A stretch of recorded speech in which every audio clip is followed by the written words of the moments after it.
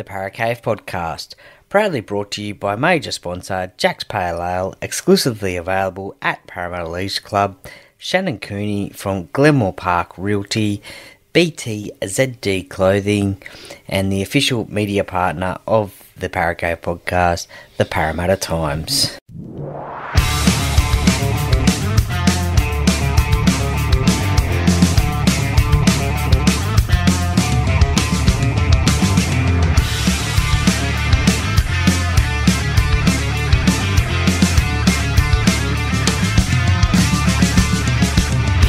Welcome to another episode of the Paracave podcast. And now over to your host, Troy Warner, broadcasting live from the world-famous Paracave. And yes, hello and welcome back to another episode of the Paracave podcast. Troy Warner here, and this is Troy's take on the Parramatta Eels versus Manly Sea Eagles game played on Friday night, round 8 of the NRL. Now, it is a couple of days later now, so I've had time to digest it all, plus also the game finished quite late on Friday, and I had work yesterday and then caught up on some more footy yesterday as well. So look, I'm releasing it today a couple of days later. I know that everyone would have had their thoughts about this game as well already, but look, I'm just going to give my thoughts anyway. Troy's take on this game that was played at 4 Pines Park, another sellout game there at Manly, so well done to the Manly fans and rugby league fans as well for another sellout crowd in the NRL. Geez, the crowds are really flying this year in the NRL, seeing sellouts at different venues as well. We've seen the Tigers have one, seen the Eels have one, we've seen Manly had some, we've had the Warriors have some, so Panthers as well. So around the grounds, they are selling out. Tickets are the hottest tickets in town. They are selling out like hotcakes. So great to see. Rugby league is in a good stead at the moment. Now, to the game. Well, it started off with a dangerous tackle from Josh Aloiai on Jermaine Hopgood, and look, a penalty was just awarded there, and not so much later there was the tackle with Hamoli Olakuatu and DCE on Sean Lane, which ended not too good. Sean Lane did end up on his back, but there was a little bit of neck injury as well. He was sent off for a HIA, well, not sent off, but he went off the field for a HIA, a head injury assessment. So he spent 15 or 20 minutes or so off the field on the bench after that tackle. Now, Hamoli Olakuatu was obviously put on report, as was DCE, and he was given 10 minutes in the sin bin for that tackle. Now, some people say, would it have been worth 10 minutes in the sin bin? Probably, because it was a dangerous tackle. Probably maybe the way that he landed, Sean Lane landed, yes, probably, but yeah, other tackles have happened like that, and just a penalty and on report. So look, they are, I think, possibly going to fight the charge, dangerous tackle charge at the judiciary, and otherwise they could be facing 2 to 3 weeks on the sidelines for that one. So that would be a huge blow for Manly if that's the case. Look, after that, when that penalty was awarded, the Parramatta Eels were awarded a penalty, and the Eels took the penalty goal kick. Now, Gutho kicked it. At that time, I thought potentially with only 12 players on the field, I thought maybe Parramatta should have went for the try in that instance, just to have a crack, especially with one player down. But the Eels took the kick, Gutho took the kick, and he converted, so Parramatta led it 2-0 early on. I guess maybe that could be the old adage of, if there's points on offer, let's just take them. But we all know that you're going to have to score more than 2 points to win a game of NRL. So, but as I said, maybe that was the case. If there's points on offer, and especially this season, Parramatta are looking like they are taking them if they are in a try-scoring opportunity or not. So they led early 2-0. Ryan Madison, he put on a cracker of a tackle Oh, and I must just say too that during that 10 minutes, whilst Olakuatu was in the sin bin, the Eels didn't score any points at all, which is quite disappointing. Being a man down, especially in this NRL era, I think it's crucial that you've got that one player overlap, you've got that one player off advantage, so it is crucial to score points in that time. But credit to the Manly defence, they held Parramatta out and Parramatta were unable to score any points at all. It's the second time this year that something like that has happened.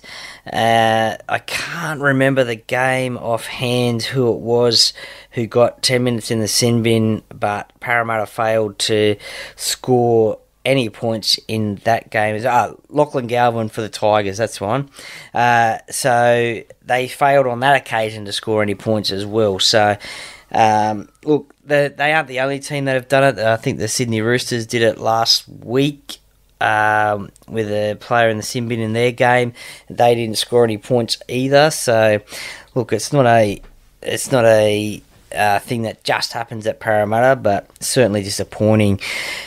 Ryan Madison, geez, he put a cracker of a hit on Luke Brooks. Now, he's been put on report for that one and facing a $1,000 fine. Now, we all know a couple of years ago in the grand final, he got to put on report and I think it was a $3,000 fine or $4,000 fine at that time. He chose to pay chose to serve the suspension instead of paying the fine. Let's hope that on this occasion he has learned his lesson and he will pay the $1,000 fine for that one. But geez, it was a cracker of a hit. But certainly a few minutes later, Luke Brooks got one back on him actually.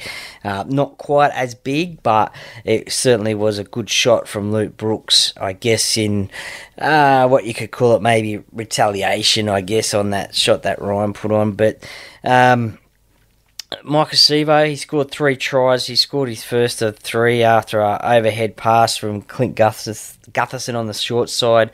Now, Gutho missed the conversion from the sideline, and it was very concerning throughout the night, actually, not concerning, but I thought maybe they would have changed kickers, Parramatta, after Gutho, for the total of the night, Gutho missed 3 conversions.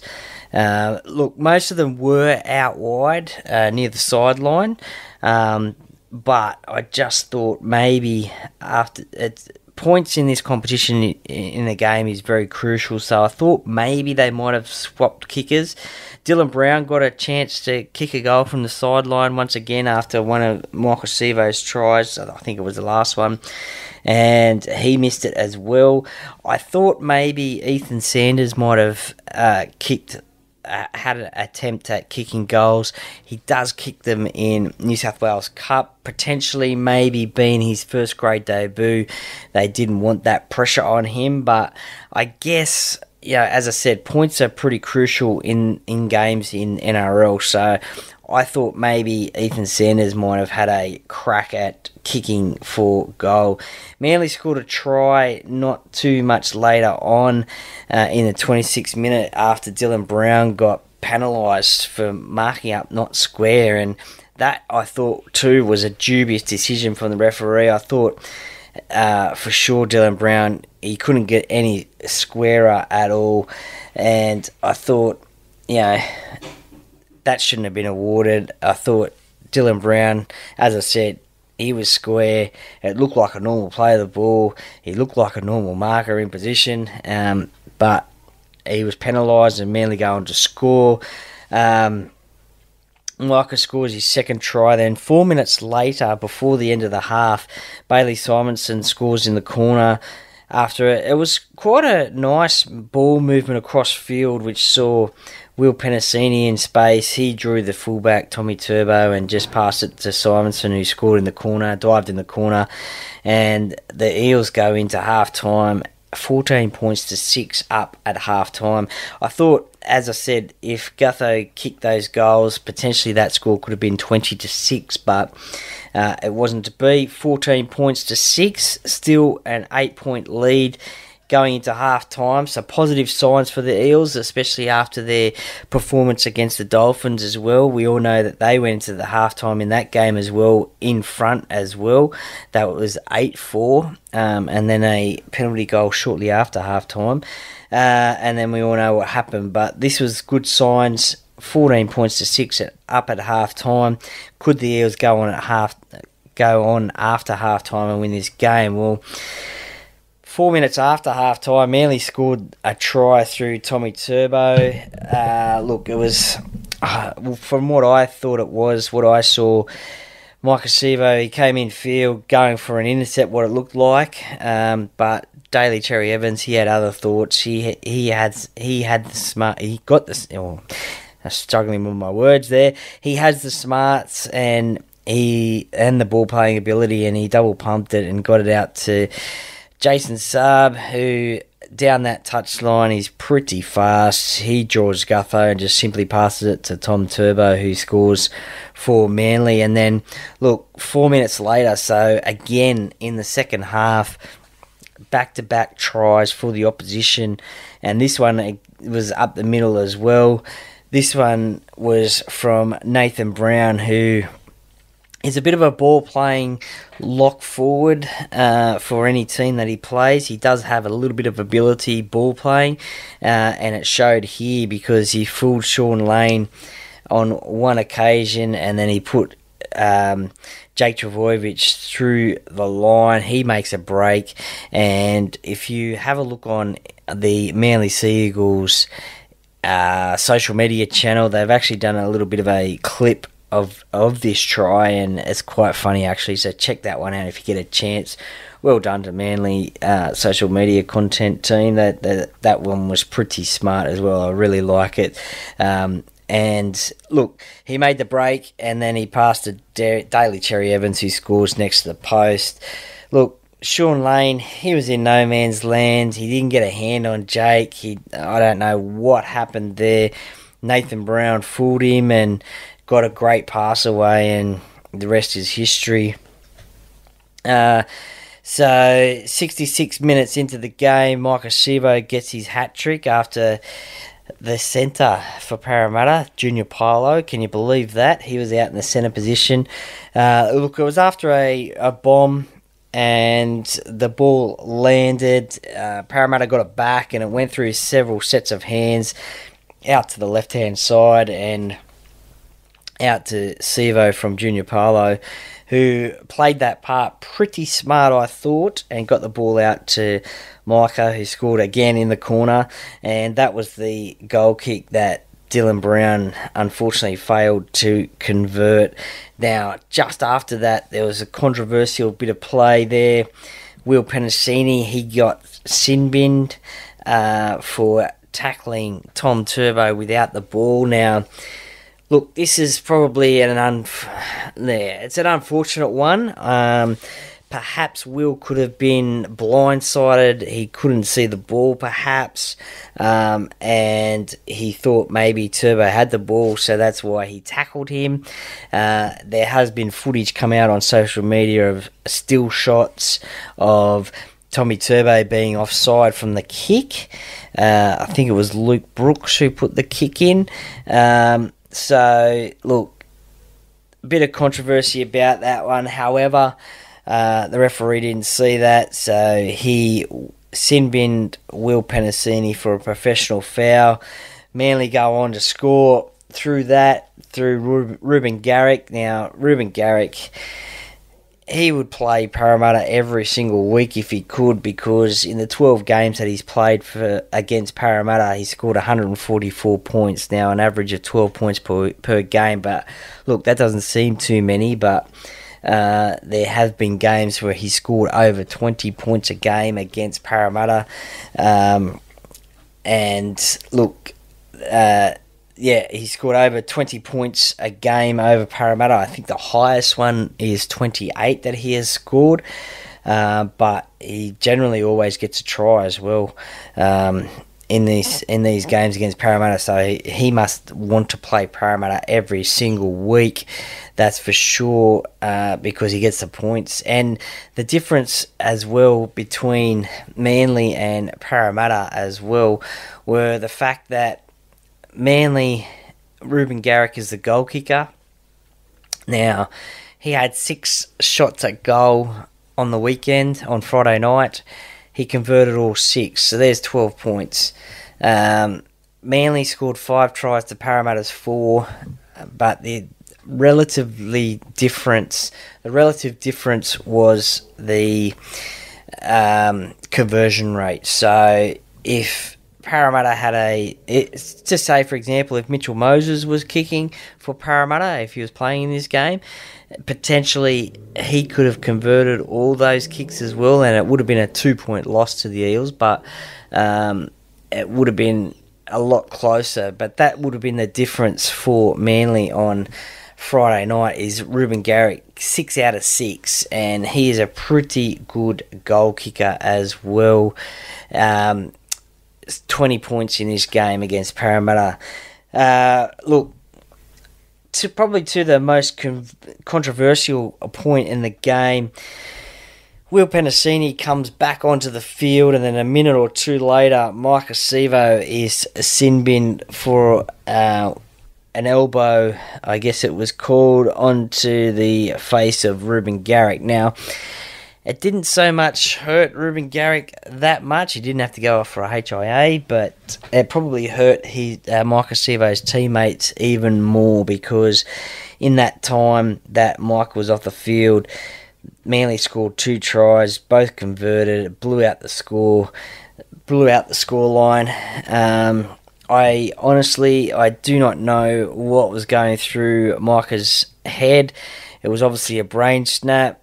Who knows? Who knows what happened in that time? Maybe there's a little bit of frustration as well creeping into his game. And look, it was so embarrassing and very disappointing to do that. Brad Arthur and Clint Gutherson also said it was a stupid piece of play in the press conference.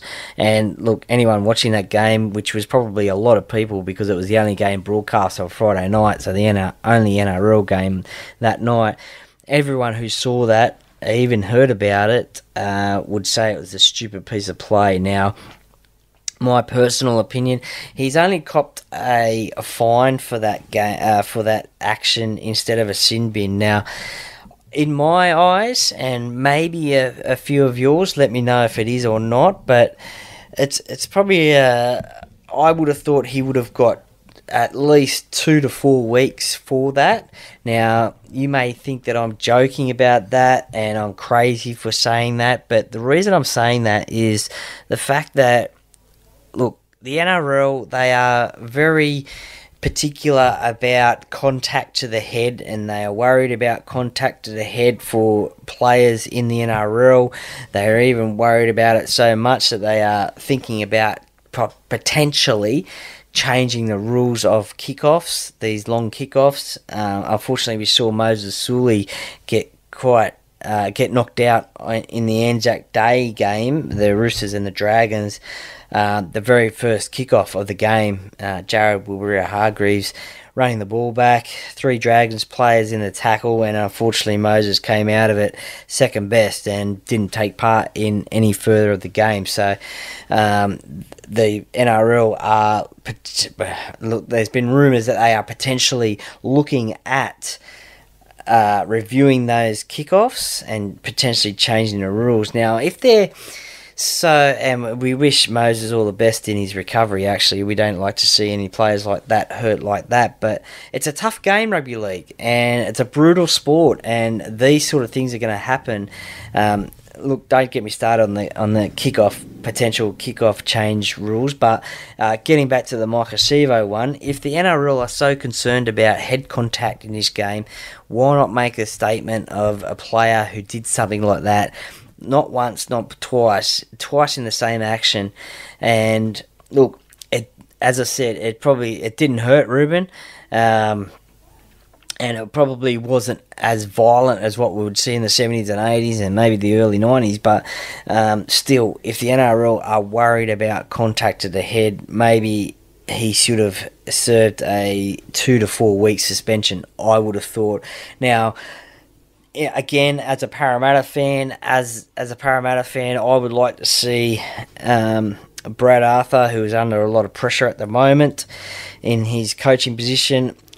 I would like to see him not pick Maika, and Maika would have to again come through to the first grade side via the New South Wales Cup side. Again, people probably call me crazy about that one, but look, Maika has to learn a lesson.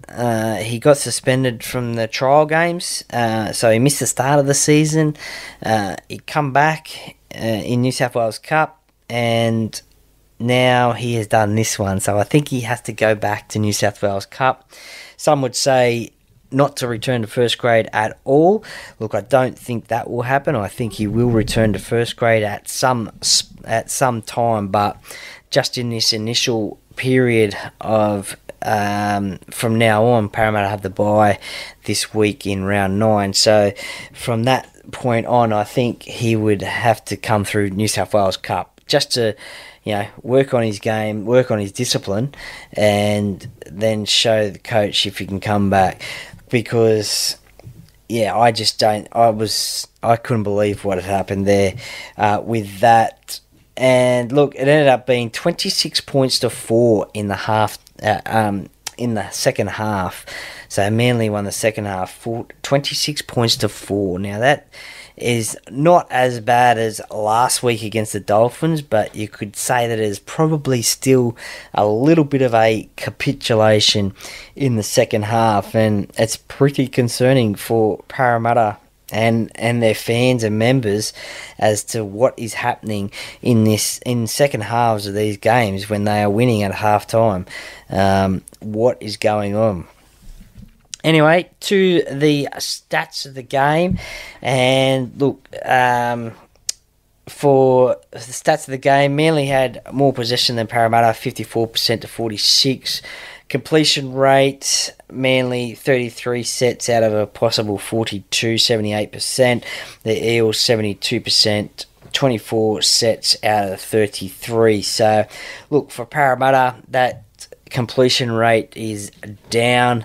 You want to be up around that 80% mark at least, and that just shows you that there was a few errors in each other's games, but that 72% is pretty low, I thought. Missed tackles, Manly 39, Eels 30. Now, one stat that I did find interesting was the interchanges. Now, Manly only used 6 interchanges, and Parramatta only used 7 interchanges. Now, both teams have 8 interchanges in a game, so I'm not too sure why both Manly only used 6 and Parramatta used 7. Now, potentially, there could have been the fact that the Sean Lane interchange was a free interchange because it was off foul play. So his interchange at the time when Kelman Tuilagi came on the field, it was a free one. But in saying that, why not try and use the 8th interchange? Because you have it.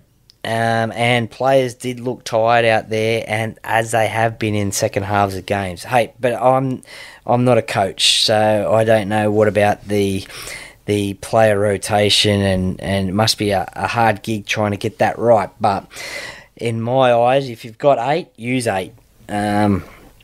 Obviously, Manly were on top of Parramatta in that second half, so they probably thought that they didn't need to use the 8 interchanges, but definitely for Parramatta, why not use the 8th interchange?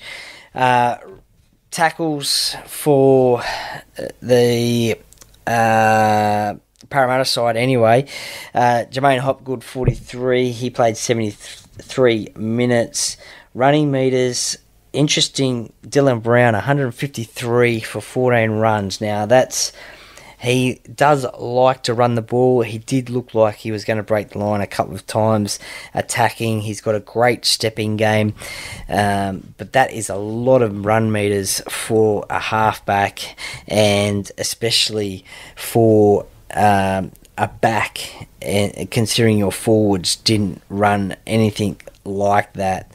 Or they didn't even run anything over 100 metres, to be honest. So in terms of that, running metres, Joey Lussick, 1 run, 9 metres, which was a little bit of a run from dummy half.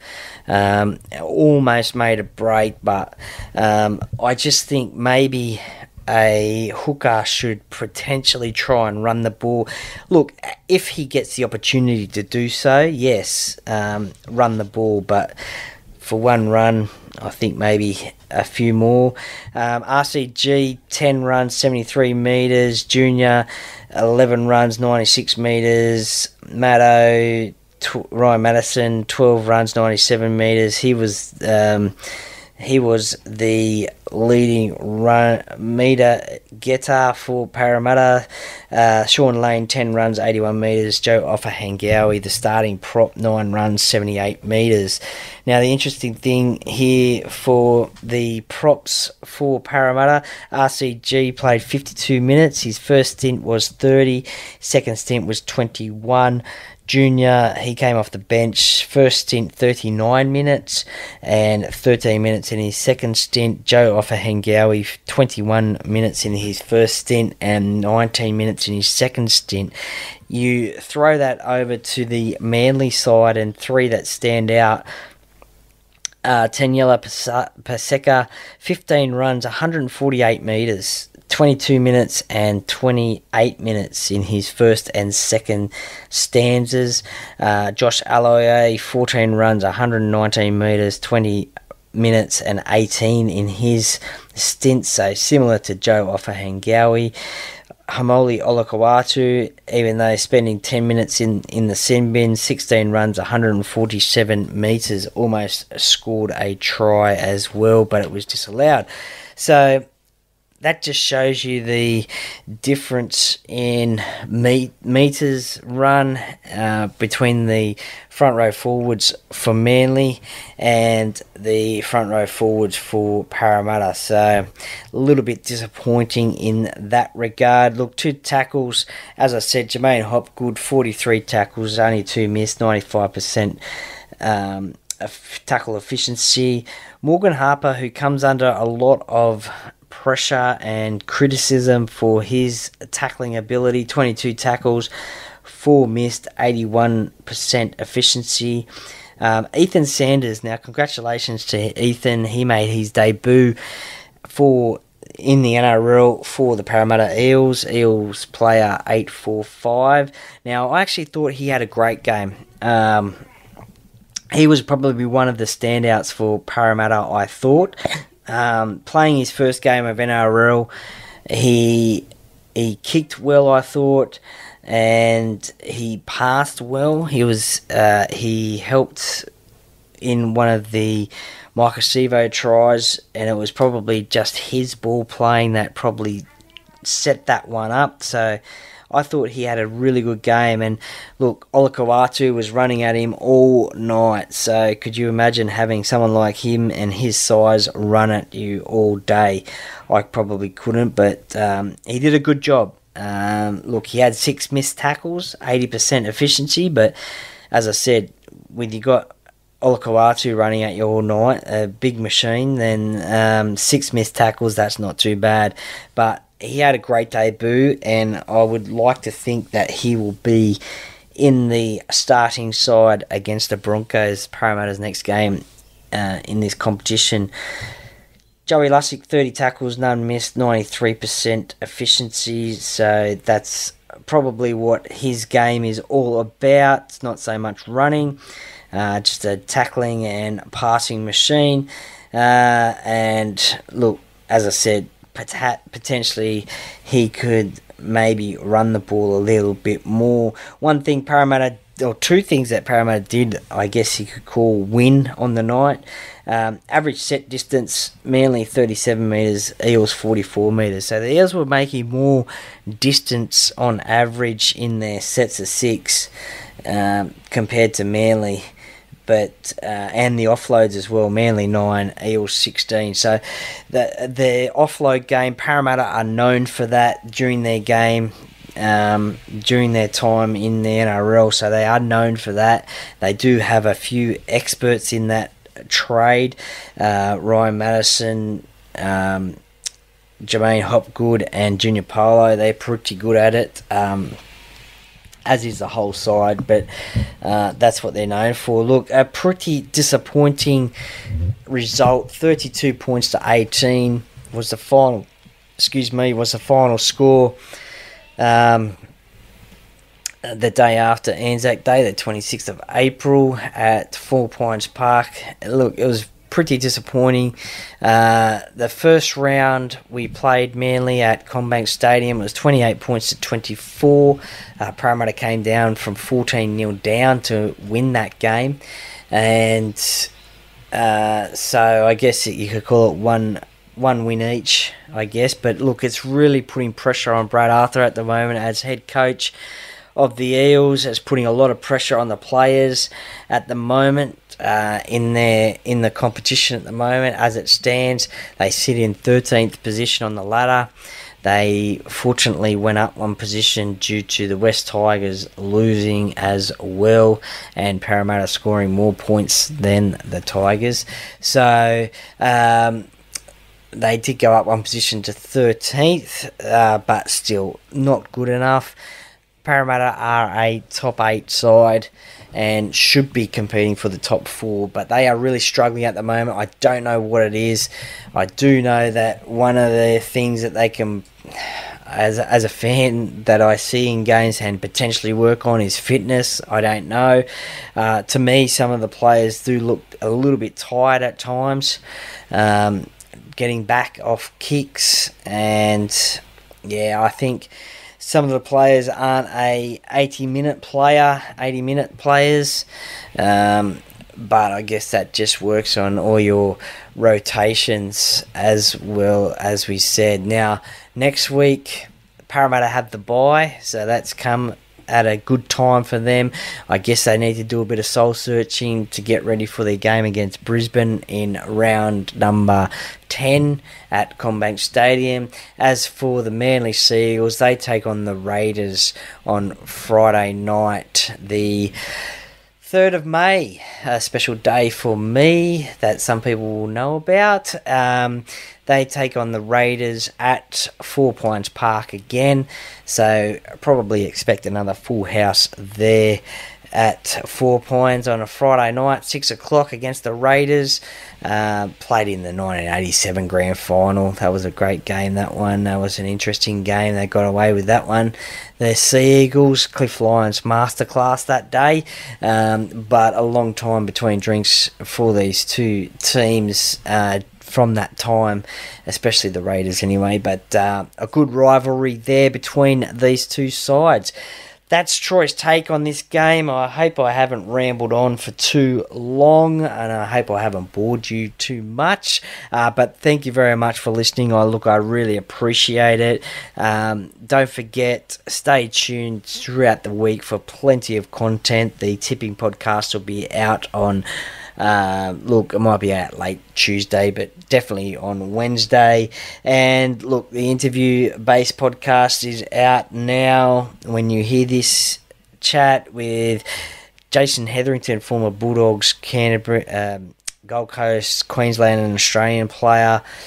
Some great little stories in there, especially about his son playing now for the Brisbane Broncos, Kobe, and also the 1998 prelim final as well as some listeners' questions as well, some interesting ones there, so stay tuned for that one. But please give the podcast a follow on Instagram as well, that would be most appreciated, and follow on Apple and Spotify or whichever podcast platform you're listening to, and that way you will not miss a thing.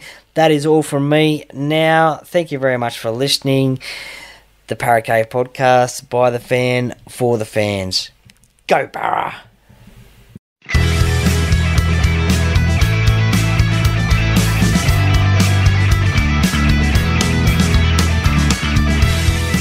Thank you for listening to another episode of the Parra Cave Podcast. See you next time.